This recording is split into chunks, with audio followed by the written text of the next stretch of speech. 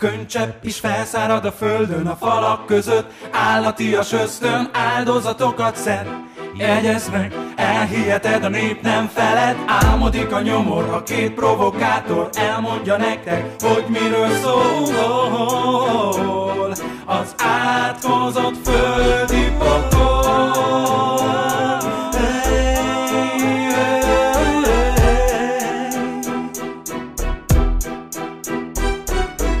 Isten hozott a földi pokolban, romokban, hever a város lágokban. Üdvözöllek itt, ahol az Isten áll arca mögött, az ördögnek viccel. Amit hallok, nem hiszem, csak azt, amit látok. Az pokoli élet, amit az utcán csinált. Nektek rettegés a kocsi, amint csillan a felni. Megjött a pénzér, a magyar BIMP. A törvények ma már lehetővé teszik neked. Ha elvágsz egy nyakat, fél év alatt letöltheted. De ha csekket nem fizetsz be, óriási botlaszt. A családod a híd alatt pár, amíg le nem ugrasz. A kertvárosi részen a romák összetartanak, az ételen a legkisebbek kegyekkel viaskodnak. A sorsomat már ismerem, a mennyben nem juthatok. Jó indulatból le kell szúrnom a késelő bajnokot, a mentalitása és mindenkinek pitbull. Az egész életérzésem Esztergomból indul. A mocskos rendszer ezt a régiót sem kimélte. Üdvözöllek téged is, Magyarország szívébe. A könycsepp is felszárad a földön, a falak között állatias ösztön áldozatokat szed.